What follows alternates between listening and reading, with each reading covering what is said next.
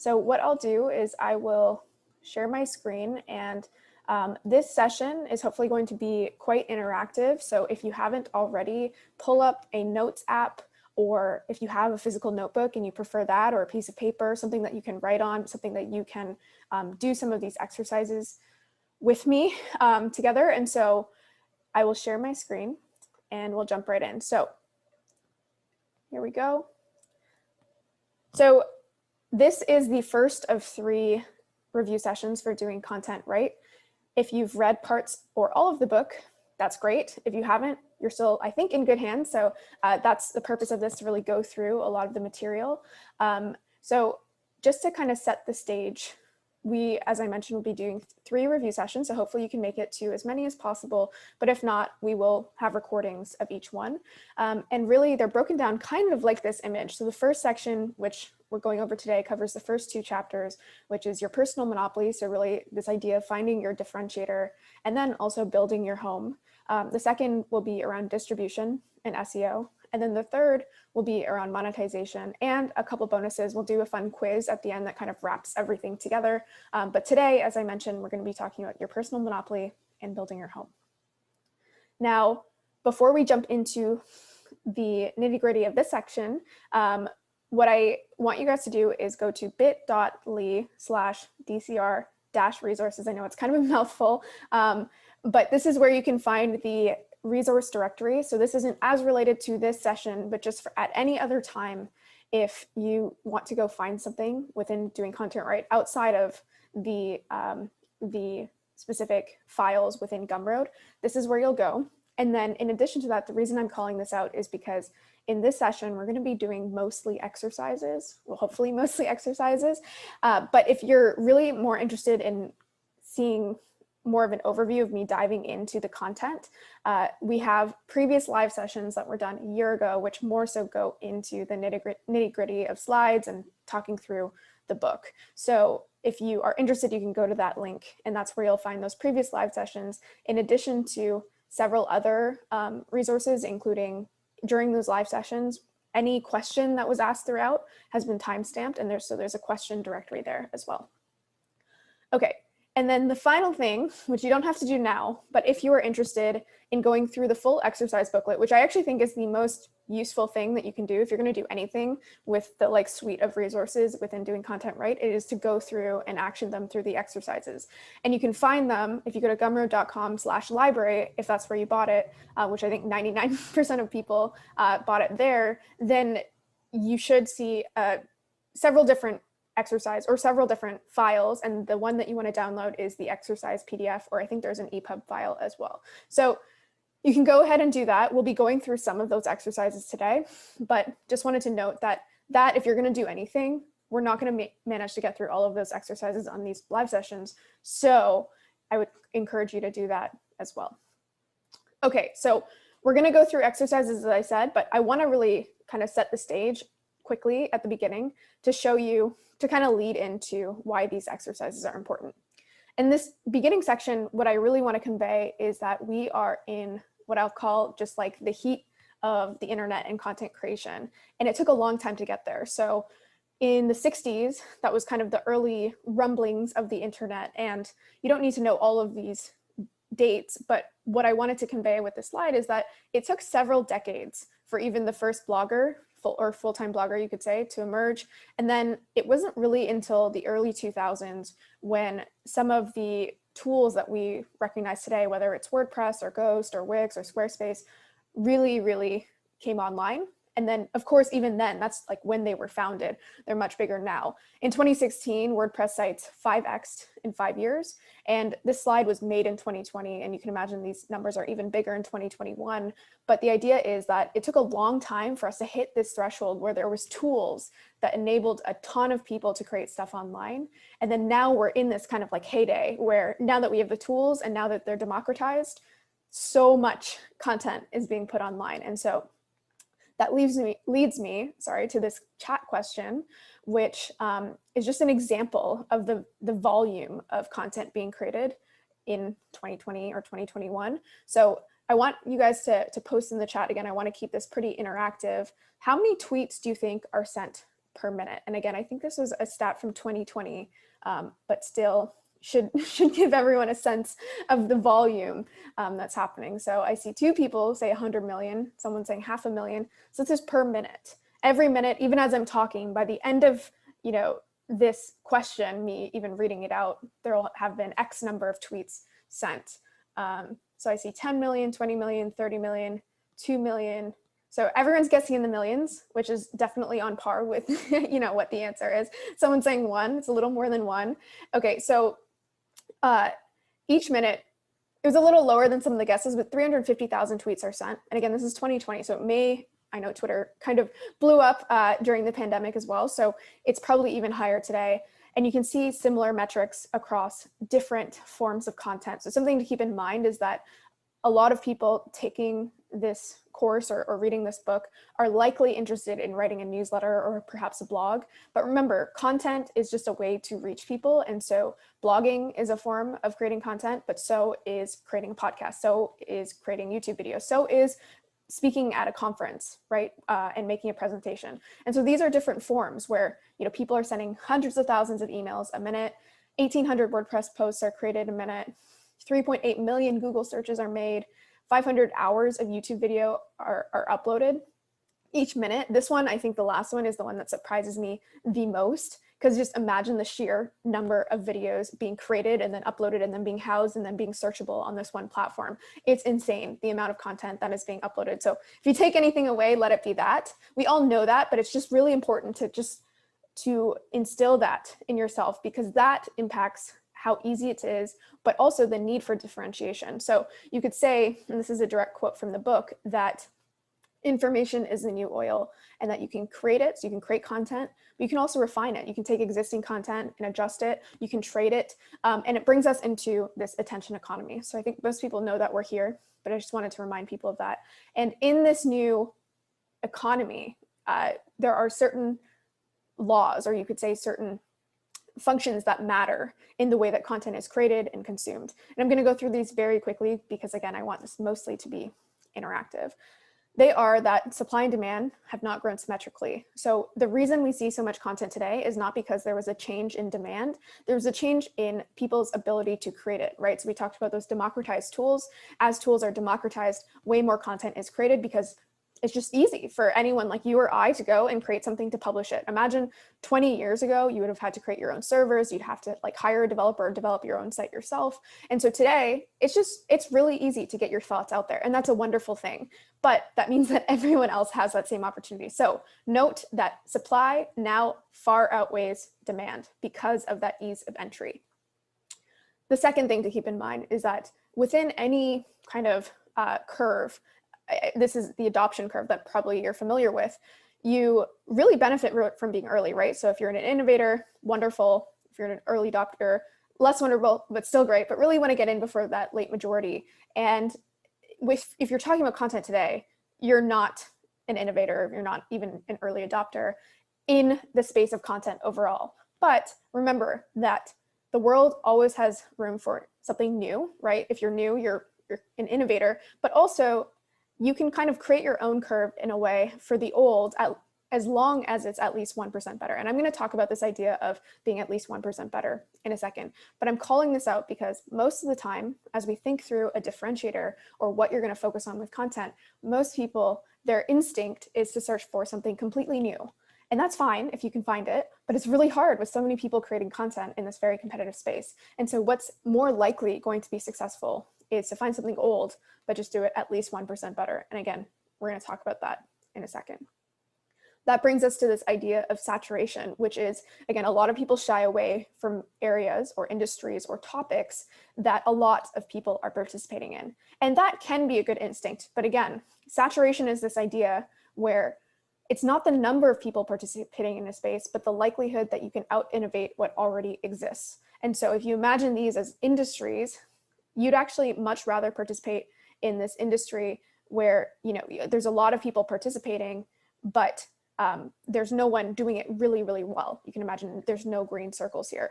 Versus this circle seems appealing. There's only 3 people participating, but if they're really, really hitting the nail on the head, they're really, really solving the problems that people have, I'd actually much rather participate in this space. And I have Costco and Stripe here because a lot of the concepts that you'll find in here came through the intersection of my work in content, but also in startups. And a lot of the frameworks from startups can be applied to content and vice versa. And so these companies basically found these areas that there was, again, a lot of competition in theory, there was a lot of participants, but there weren't a lot of people serving those industries very, very well.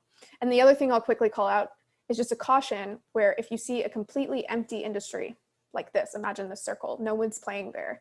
Again, it's possible that you found something completely new that's amazing and that you're going to end up growing and almost build an industry within, but it's very, very rare. Most of the time, it's a signal that people don't care about that thing. All right, moving on. The third thing is that distribution has changed, and that's really fundamental. So it's not just our ability to create content, but our ability to distribute it. And this is important because in the past, we are in what I call a mass media era, right? So if you were to create or consume media, it was done through mass channels, whether it be radio, whether it be a large TV network. The reason for that is because we didn't have the ability to reach individuals at scale, which we do now through the internet.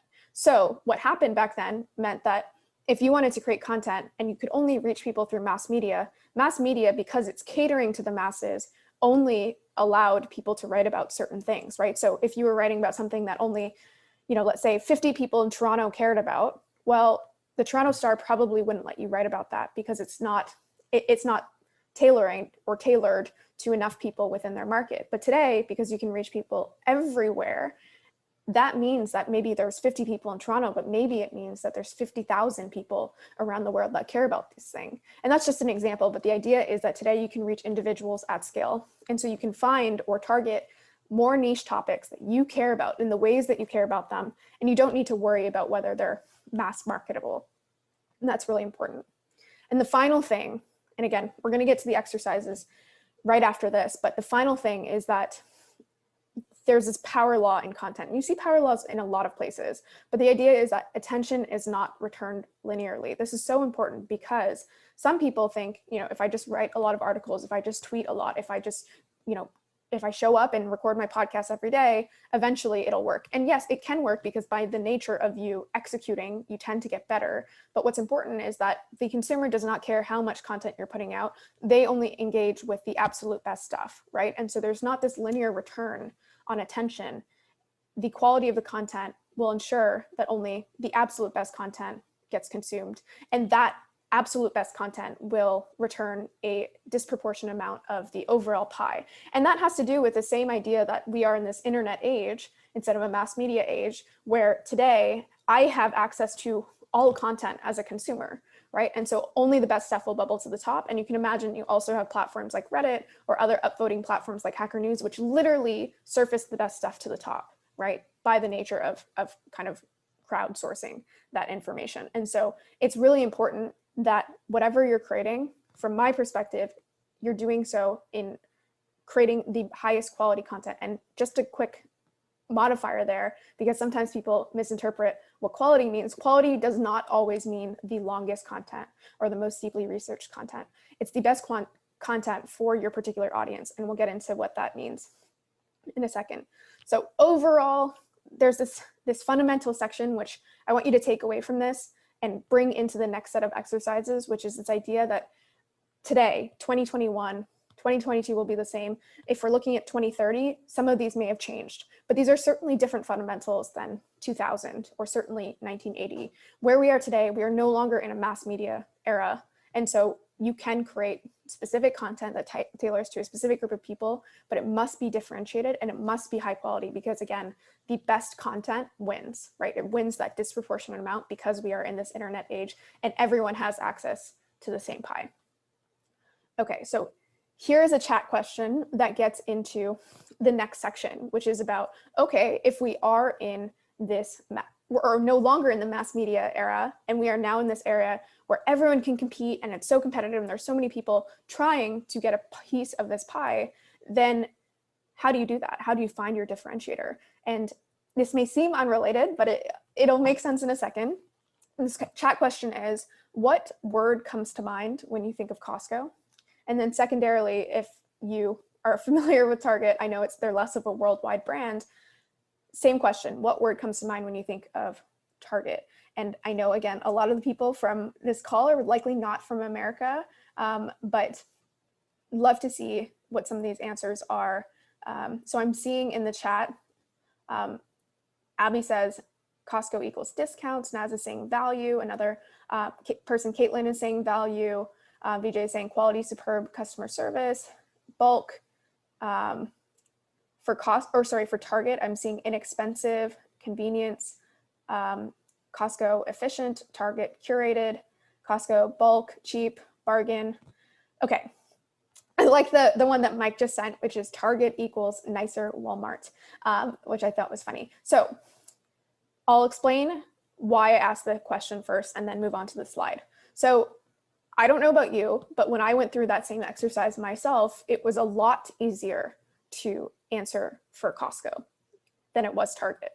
I eventually could have gotten to something. I also agree with some of these, like, yeah, I kind of like their design and they have their own private label brands, but I'm kind of reaching at things. I'm kind of like, yeah, what is it like to be in a Target? And like, what do I feel when I'm in there? But when I think of Costco, the adjective that I would use comes out right away. And in fact, it's in their name, right? So there's different iterations that people have shared, like bargain or value or cheap, but the idea is that they are the company, and this is their slogan, to continually provide members with quality goods and services at the lowest possible prices. So their goal is cost, right? Or again, value, or how cheap their goods are. But the idea is that they have a very, very, very clear brand. And what is a brand? A brand is not what you sell, it's how you sell it, right? So if you think of something like Apple, it is, the same kind of company as another company selling headphones or computers or phones. But when you think of Apple, you think sleek, you think really high quality, you think trendy. So again, brand is a way that you're selling things, and it comes through in like your packaging, but with content, it also comes through in the way that you write about things. But Costco is this wonderful example where, from my perspective, they are a wonderful case study in showing that when you are trying to come up with a brand, and again, this applies to content as well, which you'll see in a second, it's much more important to be excellent at one thing than to try to be average or quite good at everything. So when I think of Target, I think mostly of this, and apologies for the train, I think of this right-hand side. If you imagine yellow to be just like pretty good at anything, I think Target's pretty good at most things. I generally like Target, and decent cost, decent ambiance, decent package sizes, decent design and location and services, but not great at anything, which is why, again, they don't pop out when you think of Target in terms of a specific brand or a specific lane, a specific differentiator. When I think of Costco, I think, actually, I know someone called out their customer service. I'll say in here, they do have good customer service, but you don't have like 10 people walking through the aisles trying to help you, right? Their locations are hard to get to by the nature of them being large factory style settings, which you couldn't have on every block.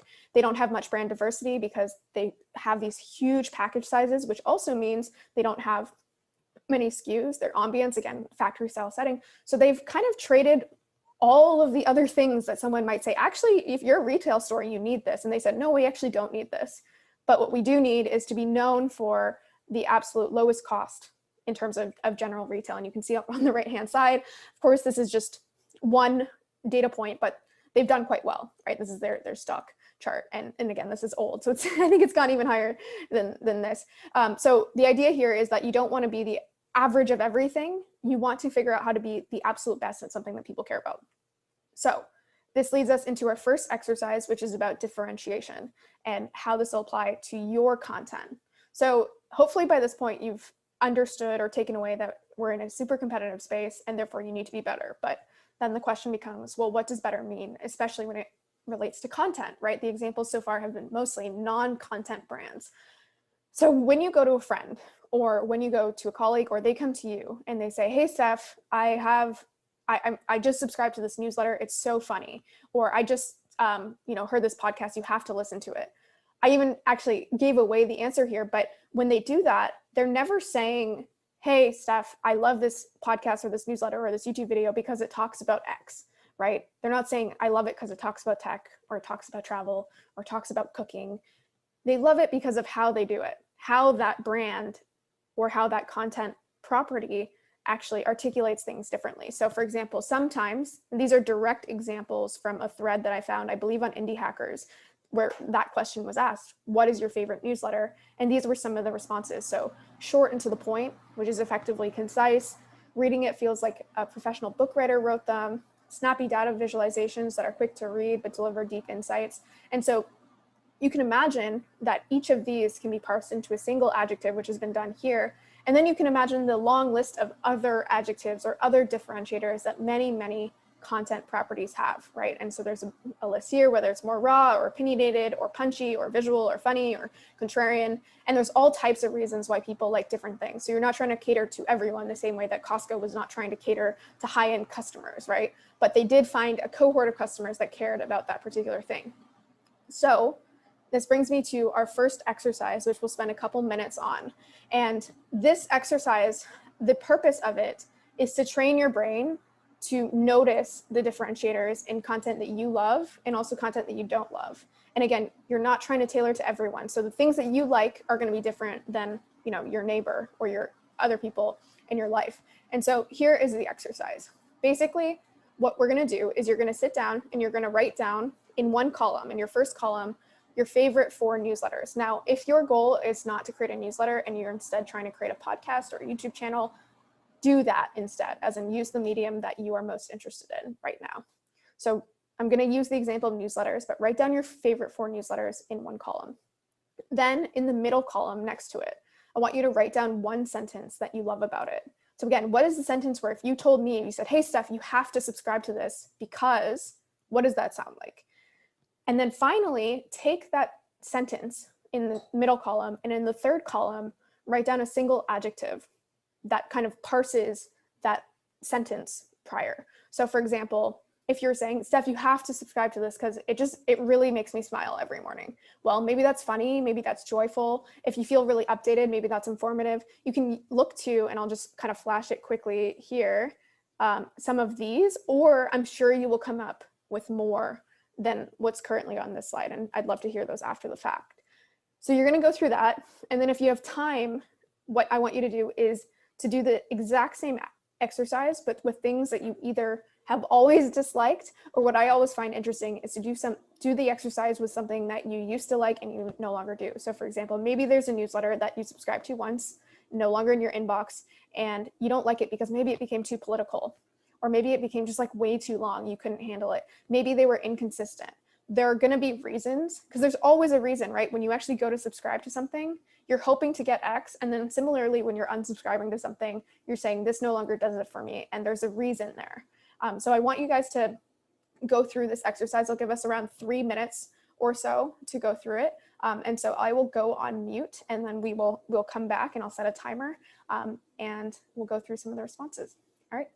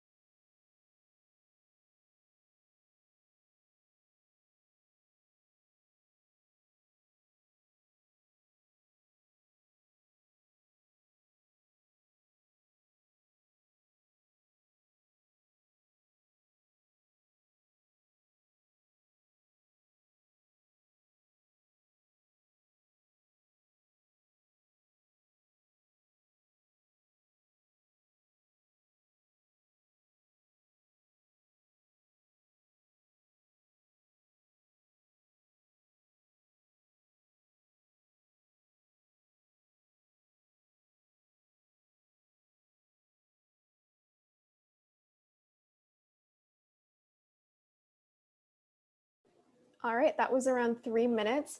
Something you'll notice as I'm trying to fit as much as possible in an hour or so is that you probably won't have as much time to go through these exercises in full, and there are many in the booklet that we won't get to. So definitely feel free to take some time, and I encourage you to take some time at a later time to go through these on your own. But in the meantime, I'd love to hear what some of your responses were. So what were some of your favorite newsletters, or again, you can replace them with podcasts or YouTube channels or whatever content medium you're interested in. And what were some of those adjectives? So feel free to share in the chat, or if anyone also wants to go off mute to share, that is welcome as well. I'll just kind of voice over some in the chat. So someone saying Morning Brew covers a wide range of essential news, but still feels brief. So that is equivalent to witty. I would agree with that. Courier by MailChimp, beautiful design, with great curated topics for the aspiring entrepreneur, equals eye-catching. Some other ones, James Clear, concise and useful. Mike Dooley, motivational. I love that. Tim Denning, helpful and full of writing tips. Julian Shapiro, distillation of how things work. Huberman Lab, research. Totally agree with that one. Love his podcast. Ali Abdal, it's your smart and yet humble friend giving you advice to make your life better. Maker Mind genuinely cares about uncovering our brain secrets with solid research and easy language. And the Nathan Barry Show is a great interviewer that gets the juice out of his guests and uses the audience's questions as input for the show. So I can't get through all these. There's so many in here. These are all really, really wonderful. I see Hardcore History, Anne Friedman, Not Investment Advice. I also watched that from Trung, a coworker of mine. So yes, there are tons of different types of content, different creators out there. I think, if anything, whenever I do this exercise, I'm like, oh my gosh, there's so much content that I should probably consume because it all sounds amazing, but we're all drawn to different things. And I think it's important for you to notice what you're drawn to. And again, how these different podcasts or newsletters or YouTube channels, for example, how they all seem quite similar, but there's a reason that you're gravitating to certain ones. So a lot of the examples in here, for example, were kind of like tech business newsy type content properties, and they all are similar, but certain people are drawn more to one approach to that than others. And so if you're going to tackle that, then you need to find your differentiator within that space. And it sounds obvious, but I have people coming to me all the time who are like, hey, Steph, I'm thinking of creating a newsletter about business and tech. And they're like, what do you think? Do you think it'll be good? And I'm like, I have no idea based on the fact that you're covering this topic, because there are so many successful newsletters or, again, other forms of content in that space. But then there are also hundreds or thousands of people who have tried the same thing and have failed, right? So it's whether you can truly find a way to differentiate in that space. All right, so exercise 2 relates to this, which means, okay, so I'm going to find a differentiator, and we'll get into what yours will be in one of the later exercises. But the next natural question from a lot of people is, okay, I kind of get what you're saying, but what would my differentiator be? Like, what should I talk about in the wide range of things that exist out there? And so what I tend to say is that you want to start with things that you know really well. And that's not just because you'll be an expert in the space, but because, I'll talk about this on the next slide, that allows you to play around with it. And so if you're trying to think about what you've done that other people haven't done, you don't need to be the quote unquote Olympic athlete of that space. You don't need to be the #1 person in the world at that topic. Anything that you've spent an average amount of time learning can be translated into something that's valuable for the average person, or the person who's never heard of this thing at all, right? And so if you imagine this as a spectrum where you're over here on the right-hand side and on the screen side, an expert, let's say that the very edge of this is the Olympic athlete, and on the very left of this, where it's white, it's someone who's never done anything in this space. Well, no matter where you are on the spectrum, anyone to the left of you can learn from you, right? And the same is true with companies. But what's important here is that, again, you're not looking to find the absolute edge here. If you are an Olympic athlete in a space, wonderful, but you likely aren't. I certainly am not. And so you want to find places where you're just as far to the right as possible. And to give an example from my own life, I started writing about remote work several years ago. And at the time, I thought, oh, remote work's already been written about a lot. And I had no idea what would come through the pandemic, but I just started writing about it. And somehow, just through writing about this thing that I had spent an above average time doing and thinking about, I sometimes now am referred to as someone that's like a quote unquote remote work expert, which I never would have expected, right? So again, you don't need to be the absolute best in that space. There are newsletters about all types of stuff here. Like these are true examples of things I've encountered. Newsletters about Drake lyrics, Google Sheets. One that I love is about unnecessary inventions, which basically is just this guy who has spent way too much time with a 3D printer. But again, he's done way more of that than the average person. So you want to find the intersection of something that generally people find interesting. So there's some demand in it. That is important, right? That relates to what we talked about before. Something that you can contribute uniquely to and that doesn't exist in its exact form. So that relates to the differentiator that we'll discuss again. And this is what I spoke to a second ago, which is that it's not that you need to write about a topic in this educational or academic way, and that's why you need to be further along that curve. It's because by knowing something super, super well, that actually lets you be more explorative, lets you be more creative with the way that you write about it. So the parallel I often give, which maybe I shouldn't because I don't know this from first person, but people tell me when they learn a second language that they feel like they know that second language once they can start telling jokes in it, right?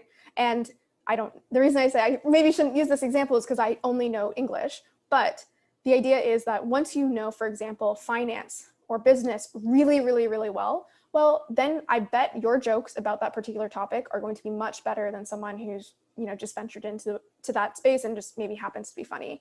A lot of people, for example, will come to me and they'll be like, Trung, a coworker of mine, like, how does he do his stuff? And I'm like, Trung knows more about business and tech than almost anyone I know. And so therefore, he is also just a funny guy, but he's allowed to play with this stuff now that he has the fundamentals down. And again, you don't just need to just do humor, but you can be more explorative once you have the fundamentals down. And so the question then becomes, okay, so what should I write about? What are my quote unquote zones of excellence? And so you could also kind of use a synonym in my eyes, which is just your obsessions. What are you like obsessed about? What do you love talking about more than the average person? And so these are some prompts for you to go through. So this is exercise 2A. We'll do 2B in a second. But just thinking through these questions, what is something that you've done that 95 or 99% of the population hasn't done? Or if you can't think of that, just use 80% or 70%. Again, it doesn't need to be so far along the curve. What is something that you've spent 5 years or so doing that you could translate to someone else in significantly less time? Or what have you done that you wished would have existed 5 years ago? And then finally, the easiest prompt, if none of those really speak to you, is just what is something that you regularly think about in the shower?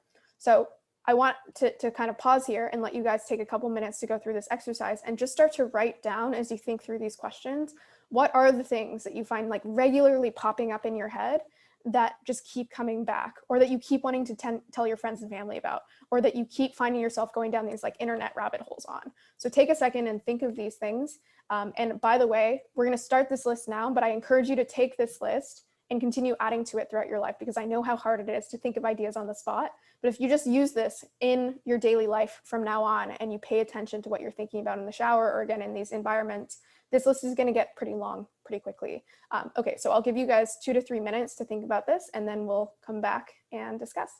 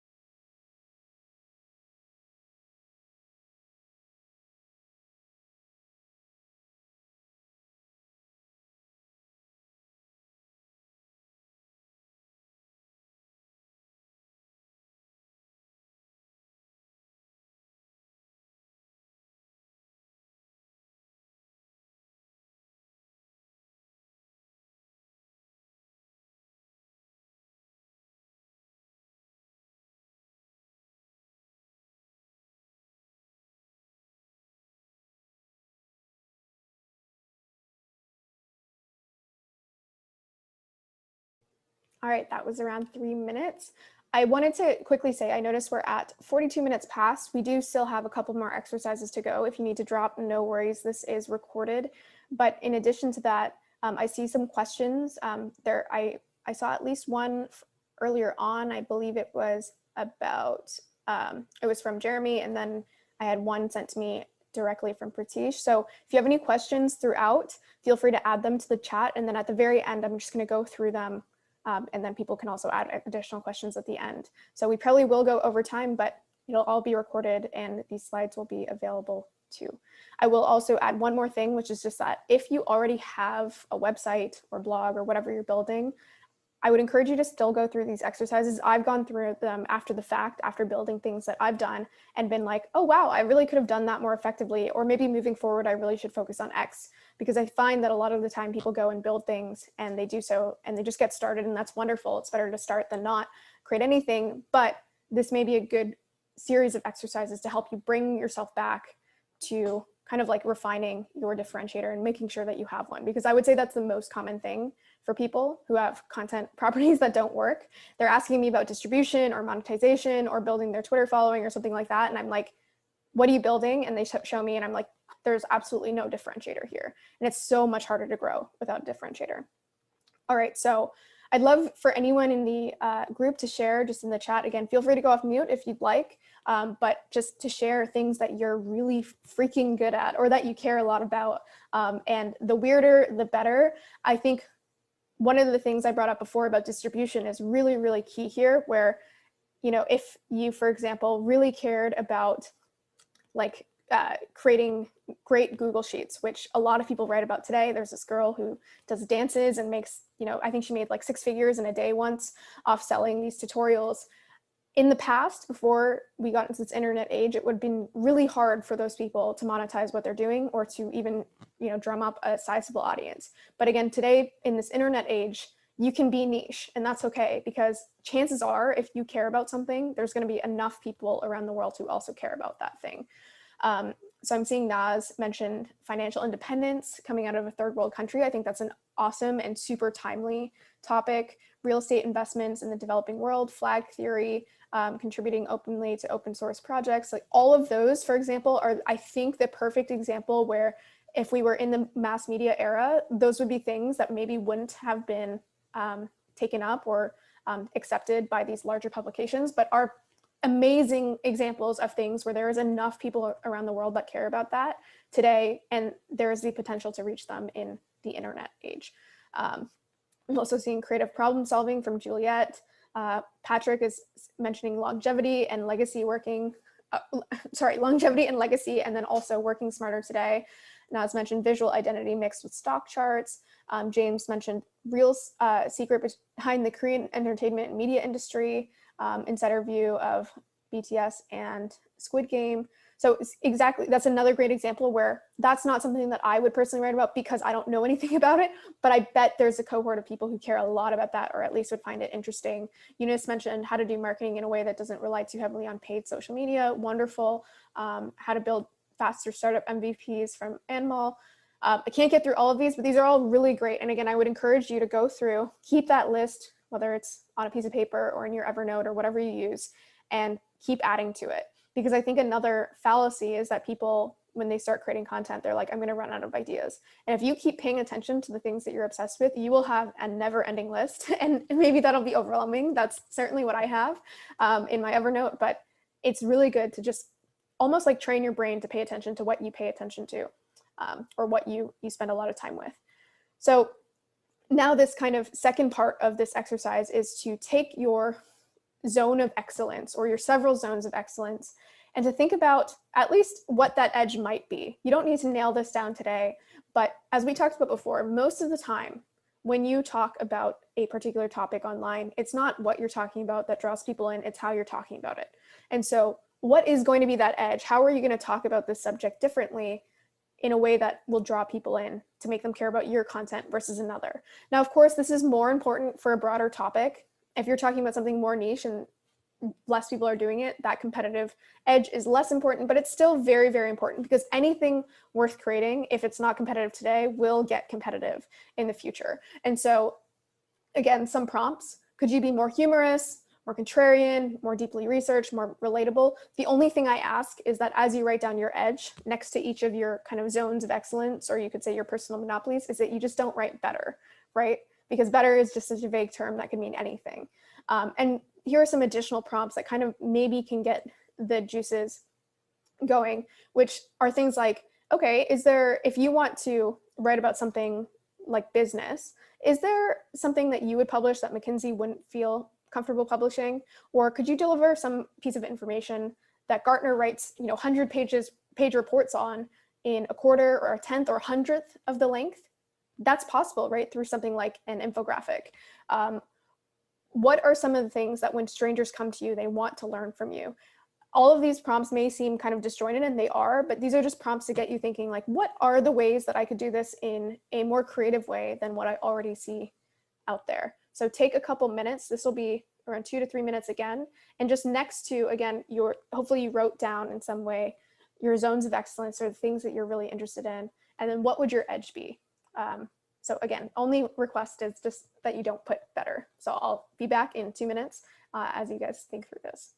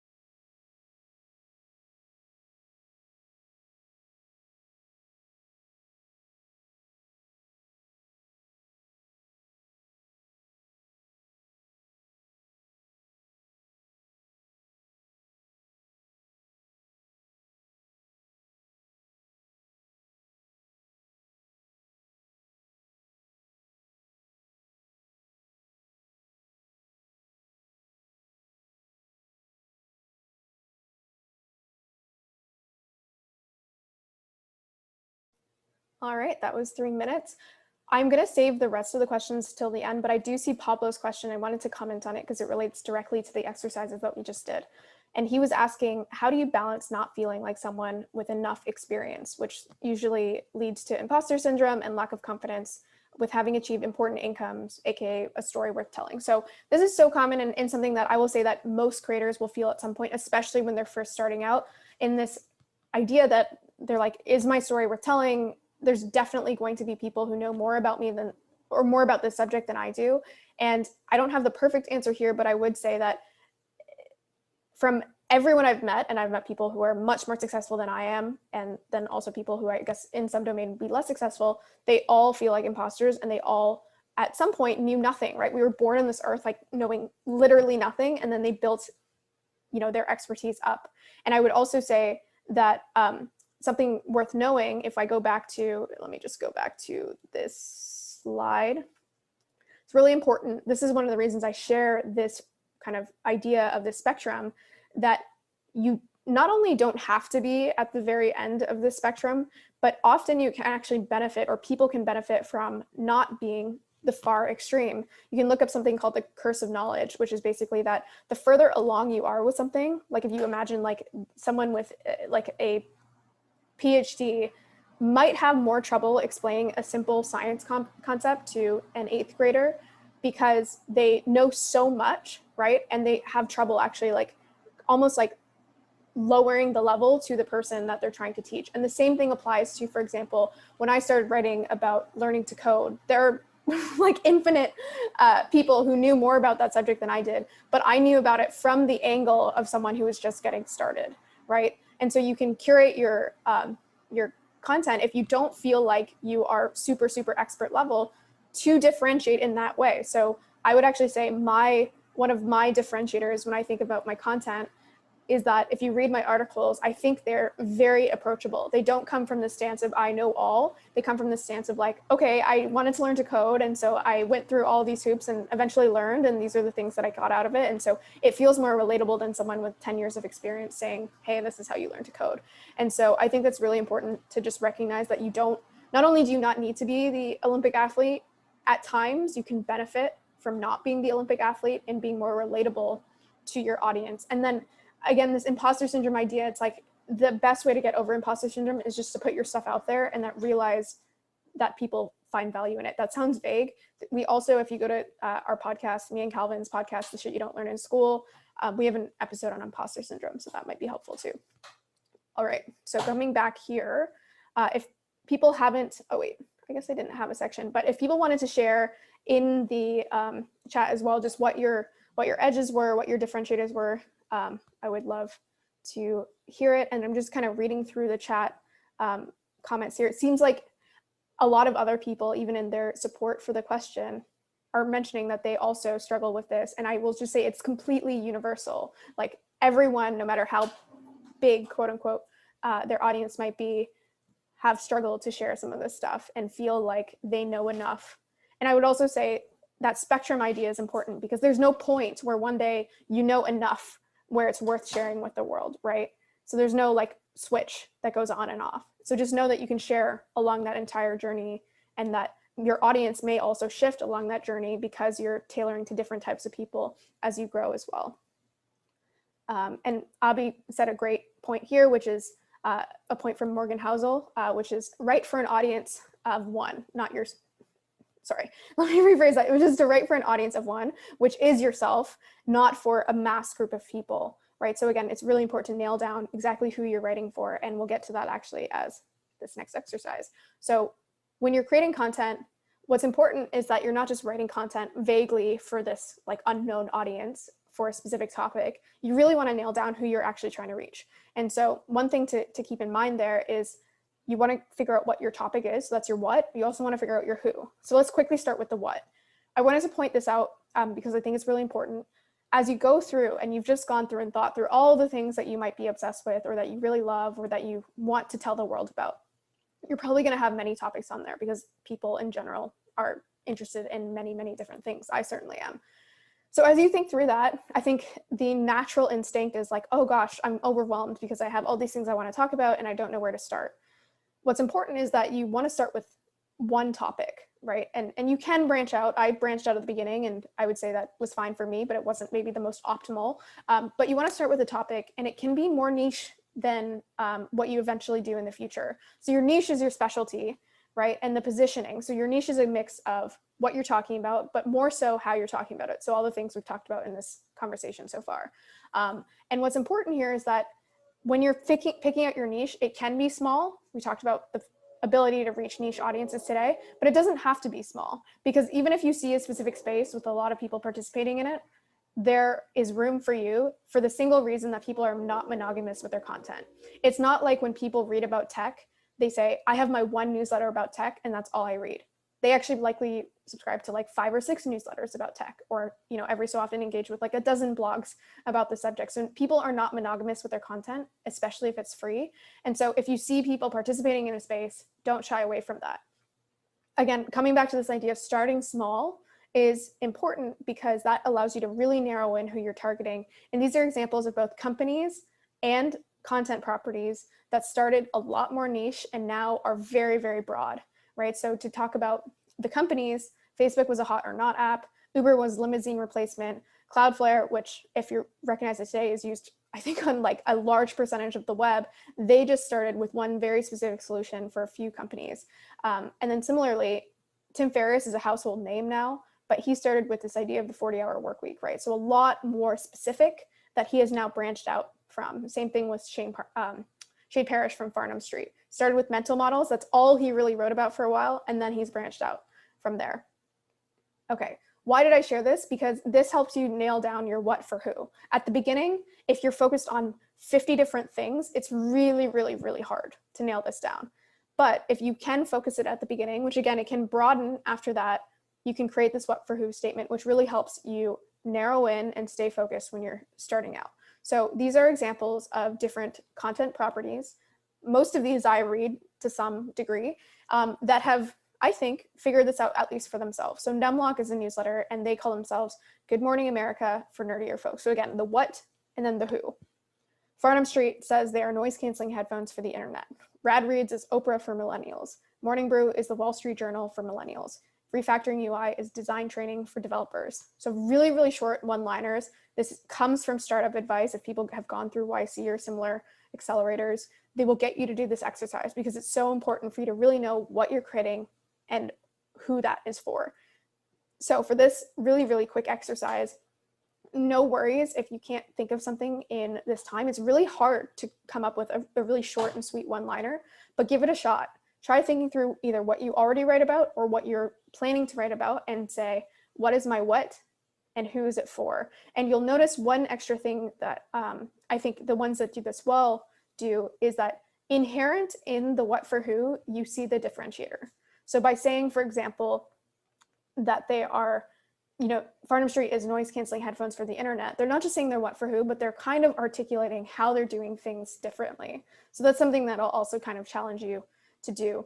But with that said, I'm going to go on mute for 2 minutes or so, and then we'll come back and maybe some of us can share our what for who.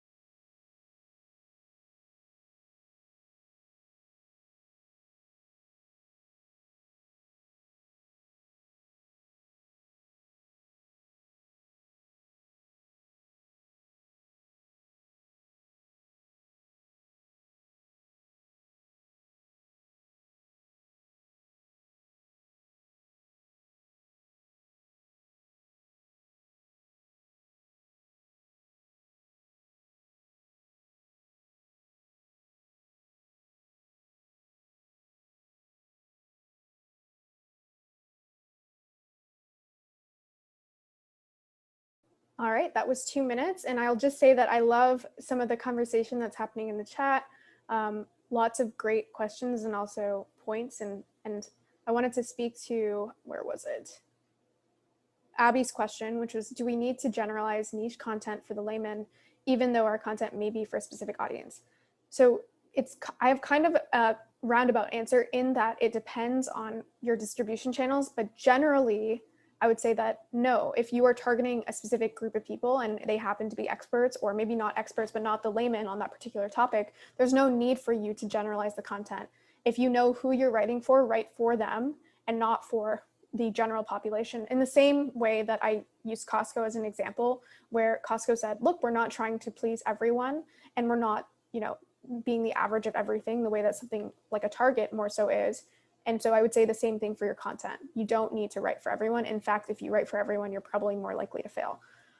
Okay, so the final exercise, or actually, I don't know if this is the final exercise, I think there might be one more, but is talking about your addressable market. So it is this idea that I've talked about it throughout this conversation, that if there's no one in a particular space, that's not a good thing. That's actually a bad thing. It's a bad sign, at least. It may not be deterministic, but it typically is a bad sign. And actually, what I don't think we actually, maybe we'll go through the exercise itself, but I wanted to go through a series of tools that you can use, and then at a later time, because I don't think 3 minutes is enough, I want you to go and do competitive research to learn about what's out there, what their differentiators are, how they're getting traffic, how much traffic there is. And so these are, again, there's like 8 tools or so here, which allow you to basically learn about the other properties that are out there. So this is how, when you go and sit down and do this exercise later, it'll go. You basically will write down somewhere between 2 to 5 different properties that are in the same space as you, right? Or doing things similar to what you're doing. So for example, if you're writing about business and tech news, maybe you'll write down The Hustle and Morning Brew and Numlock, and the list will go on, Charter, etc. So write down a suite of them that you in some way are parallel or overlapping with. And then what I want you to do for the ones that make sense here, to go through and learn about either the topic that you're writing about or the competitors that you just outlined. So some of these will apply to the topic, some of them will apply to competitors. So the first one is more about the topic overall. So subreddit stats is a great site where you go there and you can look up any particular subreddit. So for example, if you want to write about sleep, there is a sleep subreddit. You enter that in subreddit stats, and then you basically can see, if you go down, you'll see a section that shows the top posts of all time. That is a wonderful way to know what people who care about sleep care about, what are the types of questions they're asking. And that is a great way for you to get a sense of whether things that you want to write about actually solve the problems of people who care about that thing. This other tool called Anvaka, I can actually pull up the link right now. Let me actually stop sharing this so that I can show you guys what I'm talking about. This is, and I will send the link here. Here's the chat. If you go to this link and using, again, any subreddit, so I'm just using sleep again as an example, this is a wonderful tool where you can see the related nature of different subreddits, and by nature, the different topics that someone who cares about sleep, what they might or likely would care about. So for example, I have r/sleep here. If I click on this, I can see what's hot and what's top on that particular subreddit, how many people are in it. But I can also see like, oh, unsurprisingly, people who care about sleep also care about meditation.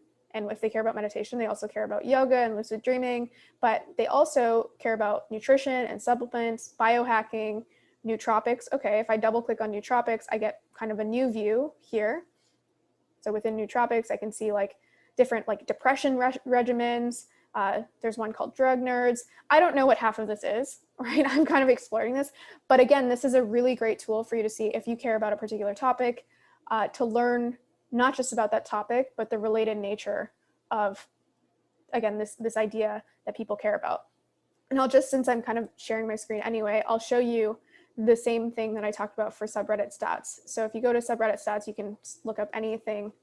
So for example, I'll just do sleep again. Oh, and my computer's freezing. Not sure why. Here we go. So get stats. And you can also just adjust the URL if your computer is freezing like mine is right now. But here you'll see the size of the subreddit, the number of posts, etc. And again, I don't know why this is freezing right now. here we go. You can see the growth of the subreddit over time, but also things like the top submissions of all time per year.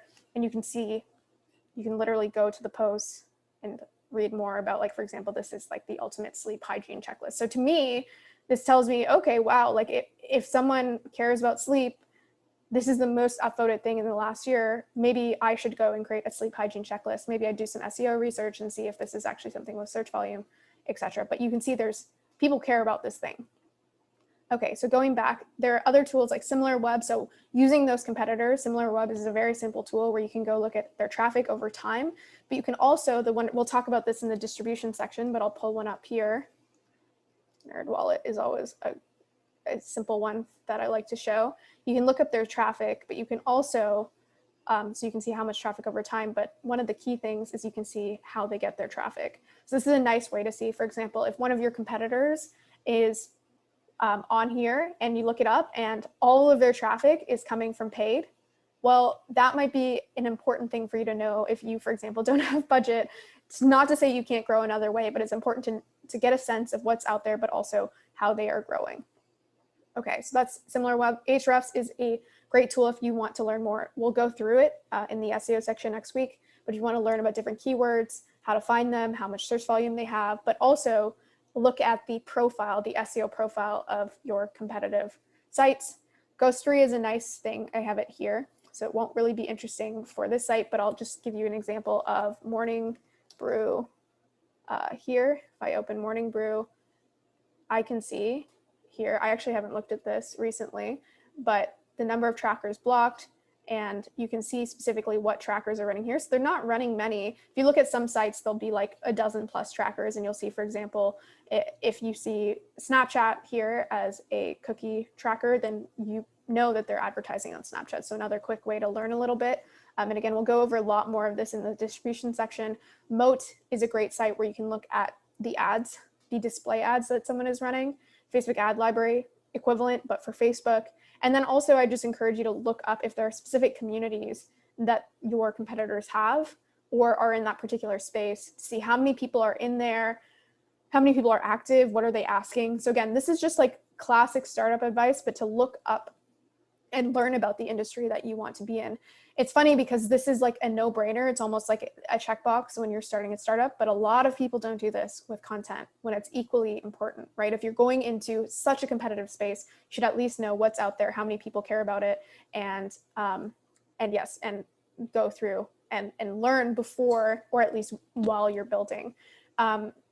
Most of these resources are free. So all the ones are, I should say, some of them have paid tiers, like SimilarWeb has a paid tier, but it's free. Ahrefs is, I think, the only one on here that is, I think, mostly paid, although I do think they came out with a free version recently, but there's other sites like SEMrush, which are cheaper.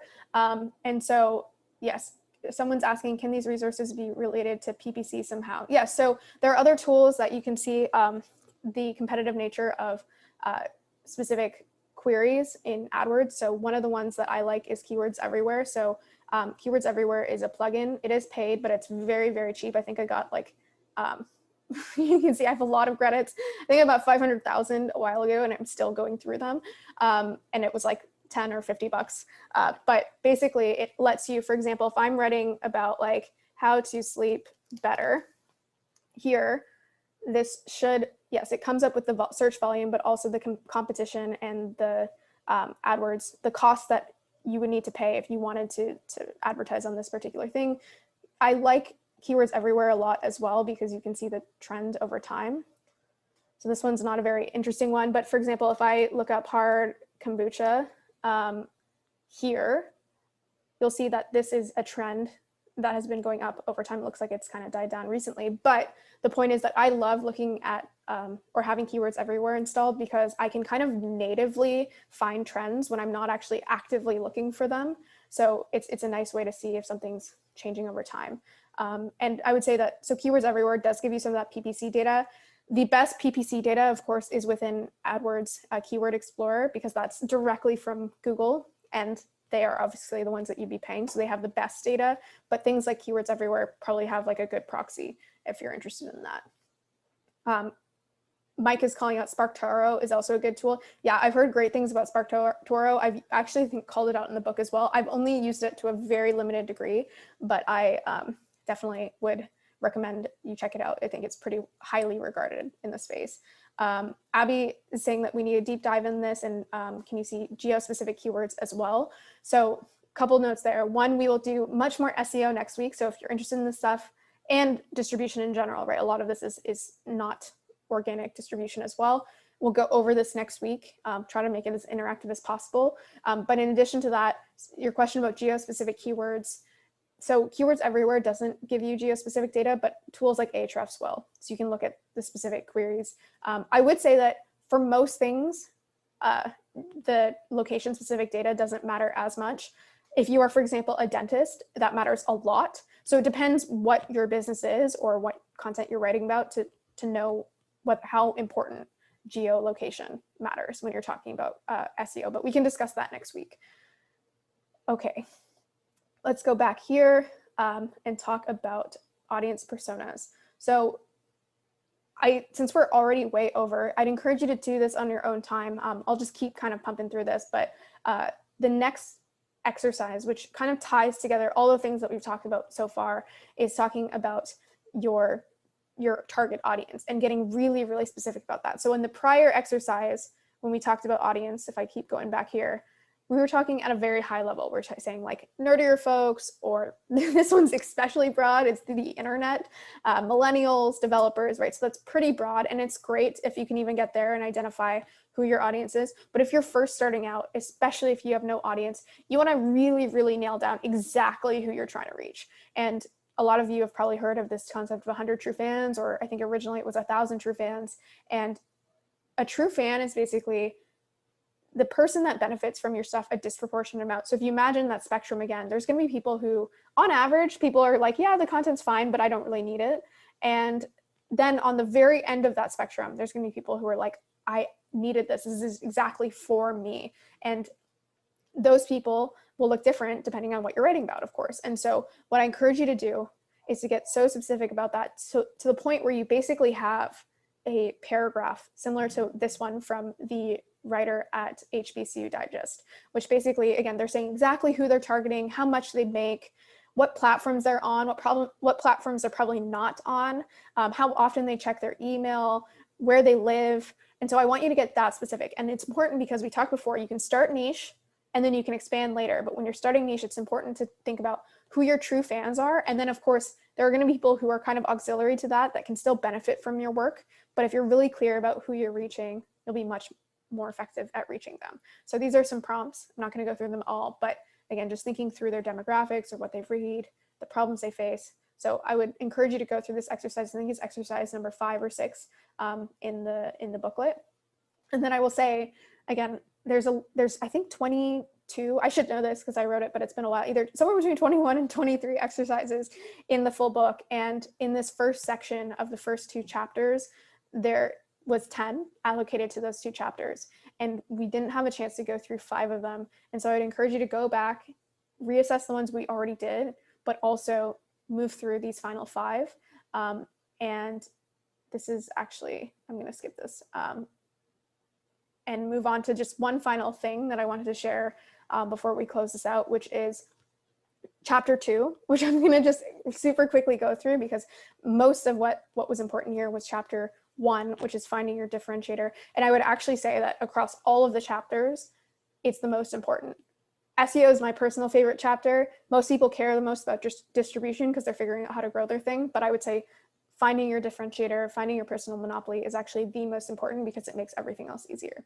But chapter 2 is a quick one, which is just about building your content stack. And I wanted to call out a couple different things.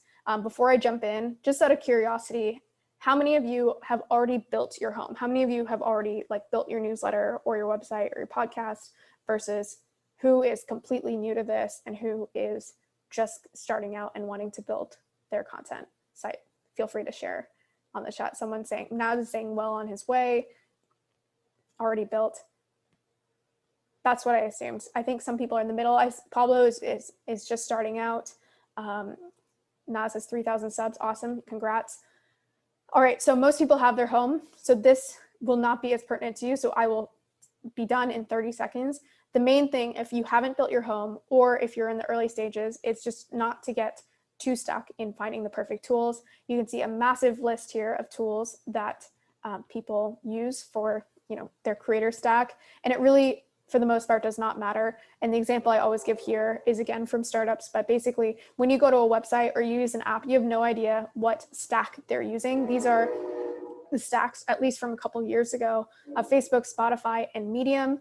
And you have no idea that these are their stacks unless you've really, really dug in deep yourself. And so that's the same thing that applies to your content engine. No one cares if you're using MailChimp or if you're using ConvertKit or if you're using something else. Now, there are ones that I generally recommend over others, but for the most part, don't get stuck at this early stage, because you can start with something shitty, and most companies that we know today did start with something shitty. Like, these are the sites of Amazon, Google, Facebook, YouTube, Twitter, and Wikipedia when they first started, and they look much worse than they do today. Even if they didn't, it's more important that you create something that works than create something that looks beautiful. Okay, the final thing that I wanted to share is paid or free, which is from this section, which is relevant to, I think, many people, whether they're further along in their journey or whether they're just starting. And again, I'm going to zip through this just in the interest of people's time. But basically, content has been around for centuries, right? People have been sharing content. And a long time ago, you can actually trace it back to specifically the New York Sun, which did this thing a long, long time ago, which cut the price of their content to 1/6 of the price of its competitors. And since then, people have generally learned, it's a learned behavior that content should be free. It's similar to how most people are not willing to pay 99 cents for an app, even though the developers have put in much more work into that, and it's probably much more useful to them than a bag of chips. But we have these learned behaviors of what something is worth to us in our everyday lives. And content is one of those things where generally people expect content to be free. We're seeing some shift in that recently, but that's the general case. And so one of the things that's happened over time is, I know these slides kind of jump around, but down here at the bottom, you imagine that many, many years ago, there wasn't that much content. And today we have a shit ton of content. And so there is one dynamic that is playing in paid content's favor, which is that it's really hard these days to find the best stuff and to see through the noise. So today we have much more content than we ever could have imagined. And so there is, again, that dynamic playing a role where people are now, for the first time in a long time, saying, oh, maybe actually I would pay. Not because I think content is worth more to me, but because I'm actually paying more so for the selection. So there are a couple different ways that people are willing to pay for content. So the first one is if it's specifically, more high quality, more actionable, more relevant. Sometimes they'll pay for that, right? But generally they'll pay if they want to win back their time in the selection. Sometimes they'll pay if they want to fund a specific type of journalism, or if they want to fund a particular organization or individual. I think that last one, funding specific individuals, is what I see maybe the most of. But you can see several examples of different paid entities today that have successfully got people to charge. So information, I would say, is in this first bucket. The profile is a great example of this last bucket that I just mentioned. I think in some cases, like stratechery, maybe that people want to fund a specific type of journalism. In any case, there are certain examples that are important. But I want to call out the pros and cons of paid or free. And this is important because I think in the last couple of years, because there have been tools that allow you to monetize your content more easily, that has been almost romanticized as like, oh my gosh, like everyone should have a paid newsletter. And I actually would generally advise against that. Not always, but generally. So the paid pros, of course, you can make money right away. You can also validate your idea quickly. If people are willing to pay for it, it probably needs to be good immediately. You can also probably serve niche businesses more profitably, meaning that if there's only 50 people around the world that care about the thing that you're writing about, there's no way you can do that with a free content platform. You maybe can do that with a really, really incredible paid platform. There's an example that I give later called the Iraqi oil report, costs $2,000 a year, and it works, right? But they couldn't do that as a free platform. Okay, so those are the pros, but the cons are, I think, what are most important here, which is that if you take anything away from this section, it is this idea that if you gate your content, it's very obvious, but you lose your distribution vectors. So when you lose your distribution vectors, your ability for your content to be shared, to work for you, that's going to make your journey to grow your content so much harder. I kind of liken it to this idea of like VC versus bootstrapping. I would say gaining your content immediately is more like bootstrapping, which I'm a huge fan of bootstrapping. But if you do want to reach a lot of people through your content, which I think most people do when they create content properties, you're really limiting that ceiling by going paid, at least at the beginning. I think you'll also run into walls if you use things like Substack, which are kind of all-in-one platforms. And finally, like if you are doing this more so for fun and you're just doing it because you like writing about things and you're not really looking to solve problems for people, to be a painkiller for them, it's really hard to do that with a paid platform. The note that I gave about distribution vectors is important here because I think, again, this idea that so many people have successful Substacks and you're seeing them and they're making all this money, that's great, but those are definitely not the norm, in the sense that if you go to, this is actually using Wolfram Alpha, a site, this is old data again, so I would encourage you to go look at it now, but if you look up Substack as a domain, you can see the subdomains, and you can see of those subdomains how much traffic they get. And if you look at them, number one, they don't get nearly as much traffic as something like a NerdWallet, which I showed you earlier. Different business models, of course, but it's really, really hard to reach many people. You can see here, for example, like there's only a few Substacks that get more than 10,000 daily visitors, right? That's a huge number, but my point is it kind of has this exponential drop off, and it's really, really hard to reach many people at scale with a paid newsletter. Also, if you go down this list of the top Substacks, you'll see that most of them, a majority of them, had some sort of audience before they started getting their content. Trends is a perfect example of that. I work for Trends. We had a newsletter of 1.5 million people that we could reach before starting Trends. And so that's really important.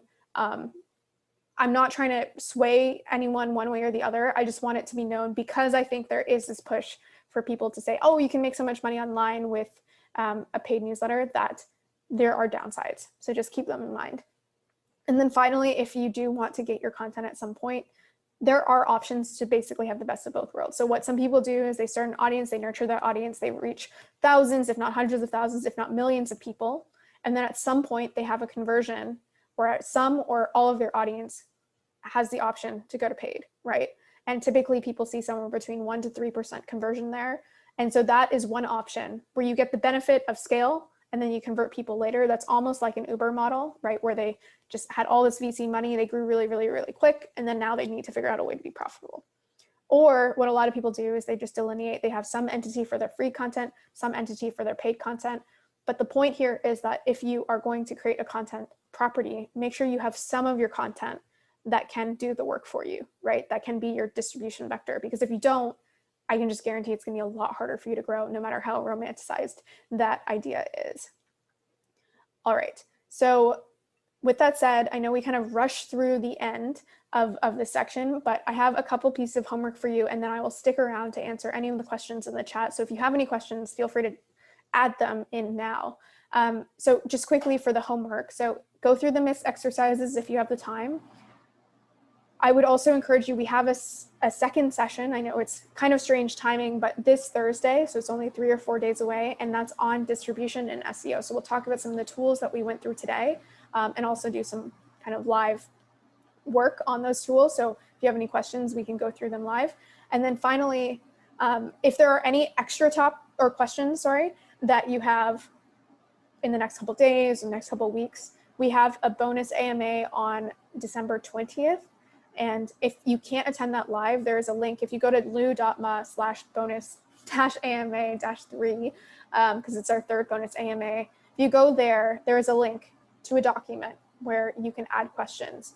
And even if you can't attend those live, again, I will record my answers to those questions, and then I'll send out a link to all the timestamps so you can even just listen to your own question. And then finally, I see in here that someone's asking about the recording. I'll send out this recording after the fact. I'll likely post it as just like what's it called? On YouTube when it's not public, it's not private, it's unlisted. It's an unlisted video. So I'll probably do that, and I'll probably do that later tonight. So you have access to both this recording, but also we did another version of this on Thursday. Okay, so with that said, that's your homework for the week. If you have the time to do it, if not, you can of course join the review session on Thursday if you haven't read any of this. Okay, so with that said, I'm going to try to go through again. If you have any questions, add them to the chat now, but I'm going to try scrolling through and see which ones I missed along the way. And thank you to the people who joined and are saying nice things in the chat. I'm just going to quickly go up. Actually, maybe I should start at the top because that would make the most sense.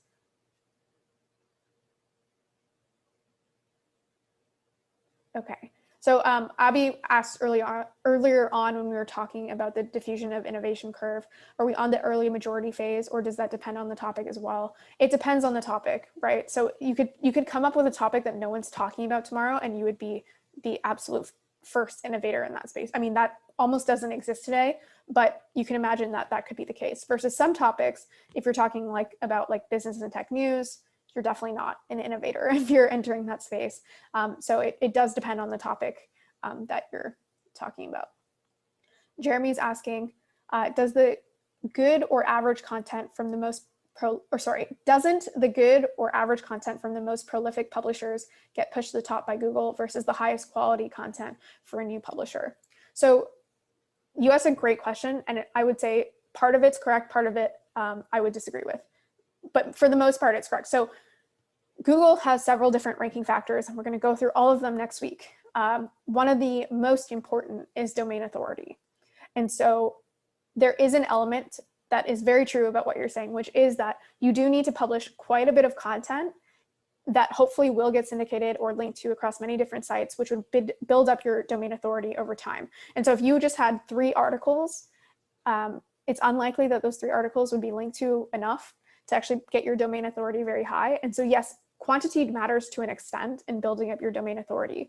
In addition to that, something that's important is that yes, Google also prioritizes as part of their algorithm how long people spend engaging with your content. And so if your content is about a broad topic, let's say about tech, for example, most people who care about that topic are the layman, are the average person, right? And so if you're writing about that topic and you want it to rank on Google, most people, if they hit an article that's super, super niche and super, you could say expert level, and you need to have a PhD to understand it, that won't rank very well because people will bounce. They'll say, I don't understand this. And so it depends what you're writing about, and it depends who you're catering to with that particular topic and how broad that topic is itself. And one final thing I'll say on that is when you're talking about what quality content is, I didn't actually cover this earlier, but it's really important, and we'll cover it next week as well. When I say the highest quality content, that's not the longest content. It doesn't mean the most deeply researched content. It means for whoever you're trying to target, right? So some cohort of people, hopefully you'll define that in one of the exercises we went over. What do they care about? And in some cases, it's very short content. The example I always like to give is for Google.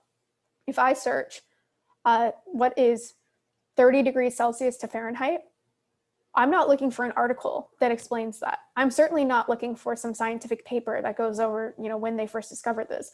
I'm looking for an answer. I'm looking for a number, right? And that's maybe a kind of strange answer or example to give, but it's important because in some circumstances, you are looking for something really funny. In some circumstances, you're looking for something really concise. Some circumstances, you are looking for something really, really long and detailed. So an example of the long and detailed option is if I looked up how to stop killing my plants, right, which I have been doing a lot of recently. What I'm not looking for is a number. I'm not looking for a short paragraph that says look, you just got to water it more. I clearly have tried learning how to do this, and I'm looking for something really detailed, really clear from someone who knows what they're talking about.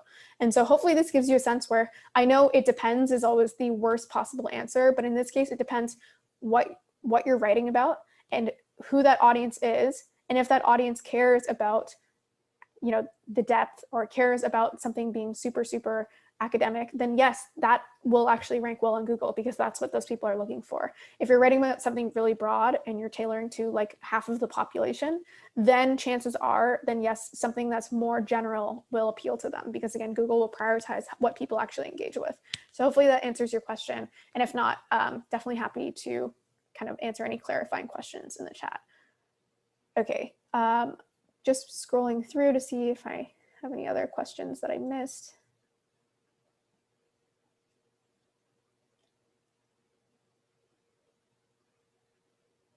And if I missed your question as I'm scrolling through here, feel free to repost it because I'm not seeing any more until maybe the end.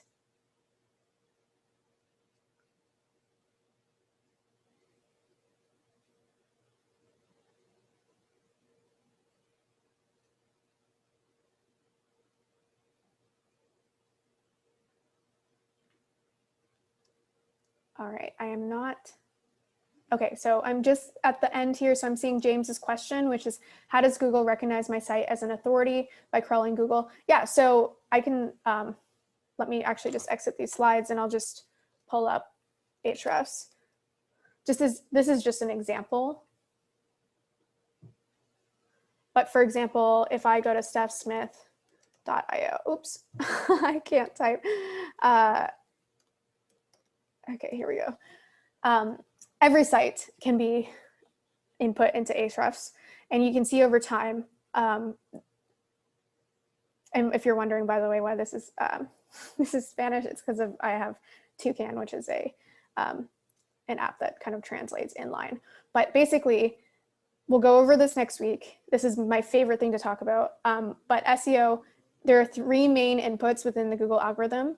And one of them is credibility, or you could say authority. And the main way that Google determines authority is through backlinks or referring domains. And so if you go into something like Ahrefs and you put in your site here, you'll see the amount of backlinks and referring domains over time.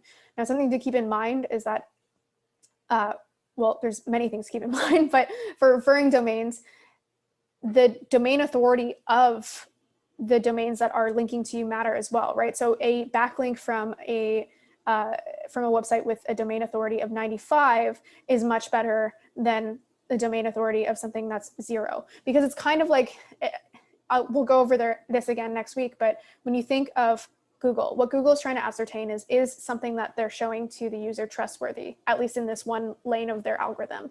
And the best way to do this is every time you link to another site, you are in a micro way voting for it and saying, this is interesting, or this is credible, or people should go to this. And Google uses that as an accumulation to say, okay, is this site trustworthy and interesting and credible?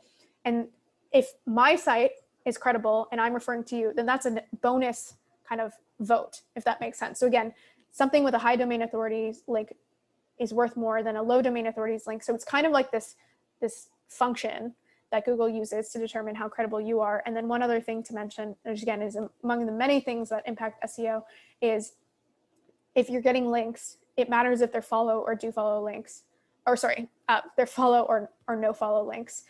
So when a site is created, specifically user-generated content sites, typically, they don't want all of the links that exist on that site to be these micro votes. So for example, on Reddit's a great example where if every link that was posted on Reddit by all of the millions of users that are on Reddit were micro votes from Reddit, that's not an accurate depiction of Reddit's basically saying, we're not actually saying that these things are credible. And so what they do is they adjust the link structure to be no follow links. And so Google does not take that into account into their algorithm. And so what's important here is that when you look at your link profile, and in the section and in the chapter of the book, we talk about exactly how to build those links and what to look out for. But what's important here is you can get a sense of your own backlink profile and your own domain authority and how that's growing over time. So for example, if I just go back to overview in here, you can see how my referring domains have grown over time. You will tend to see more noise in the pages by the nature of them being very, very, well, much more, but also some sites will index you many, many, many, many times, potentially hundreds or thousands of times. And if that site stops linking to you, then you're going to see these big drops. But I wouldn't worry about that as much. I would more so pay attention to your referring domains. So hopefully that gives you a sense. But yes, to your question of how does Google actually do this? They are constantly crawling your sites. And if you go into Google Search Console, that's where you can get a lot of this feedback from Google. And you can also, if you're finding that your stuff is not ranking, it's likely due to your domain authority and the keywords that you're actually optimizing for, but also it's possible that you have an indexing problem and you can always re-index stuff in Google Search Console. Okay, so Pablo is asking, how would you go about compensating your lack of experience with collaborations with big players on the topic? So partnering, I'm assuming you're asking if you should collaborate with other people on a particular thing. That certainly can work, and it certainly can help you accelerate the buy-in people have into your expertise. So there's nothing wrong with that. And I would actually, like, if that's something you want to do and you know other people that would be willing to partner with you, great. But you might find that hard, right? You might find that other people are focused on their own, content properties, and unless you bring something unique to them, why would they partner with you? I guess to give a couple examples of people who have done that well, if you look at, if you've heard of Smart Nonsense, they are an agency where these two guys, Henry and Dylan, they create videos, and you've probably seen them if you follow The Hustle or My First Million, and they're these cool little animated videos. And what they did is they basically said, look, no one knows who we are, and so we're going to reach out to these huge podcasts and just say, look, we'll do anything for you. They even flew to go and see Sam and Sean, get their set up. And then they started being known because they were basically linked to these big guys. They did the same thing with the All In podcast. I think they now partner with Naval. You can do this, but I would say that if you're going to try to partner with people who have larger audiences than you, I would think about the incentives, incentives around the world. So what do you have that you can bring to these people? Because if you don't have anything unique, I would question why they would partner with you. But it absolutely can be a way of accelerating your growth. But I also think that you don't necessarily need to rely on other partners if you're more willing to do it a more slow and steady approach. Naz is saying there's sticks you can buy on Amazon to tell you if your plant has enough water. I should get those because I've killed many a plant. And then Pratish, I know that I owe you the answer to a question, it seems, but now I'm looking to see where it was. If I missed it. Yes. Okay, so Pratish earlier was asking, I've gone through the first 2 chapters of book. I have a podcast which is growing, and I have a newsletter associated to it. My question is, I have options of setting up a newsletter on LinkedIn and Twitter as well. Should I set up a newsletter of my podcast, which leads to my podcast website as well, or is focused on my native newsletter? I would personally say that we go over this in the distribution section. I'll say first that I don't know if I 100% understand your question, but if the idea is that you have options of setting up many different newsletters or many different distribution vectors, I would say that over time, it's good to build out your distribution vectors. But when you're first starting out, it's much harder to grow across 5 different channels than it is to really, really nail one. And you'll see this, most people that you're familiar with are either really great at Twitter, and then eventually they go into YouTube and then podcasts or some other order there, instead of trying to do them all at once, because again, it's just really hard to nail one at a time. And you can actually benefit from blowing up on one channel because you get almost the exponential growth within that particular channel that has a halo effect on the other channels, versus when you're first starting out on any given channel, it's much, much, much more linear. And so I would generally say that if it's very little work for you to syndicate your newsletter on these other channels, you may consider doing that as a growth lever, but I wouldn't set up a separate newsletter because I think you're going to really struggle to manage all of those things. Okay. So Jeremy was asking, does it ever make sense to use 2 ESPs, one for curation, like Rasa or Review, and one for editorial newsletters? I don't know of a case where it would make sense. I'm wondering if when you say for curation, do you specifically mean to actually build the newsletter and then send it out elsewhere? Let me know if that's accurate. I don't know of an example. Okay. I could see that. I do know people, for example, who will write their newsletter in one platform and then send it on another. But I would say one of the things that I watched a video from Ali Abdaal yesterday, and he talked about the importance of reducing friction.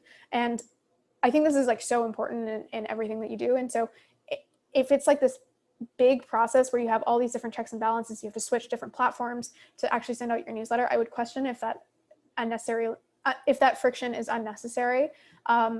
If you personally find that process to be much nicer and it's easier for you to create your newsletter because one is much better for creating it and then the other one is better for sending it, that's fine.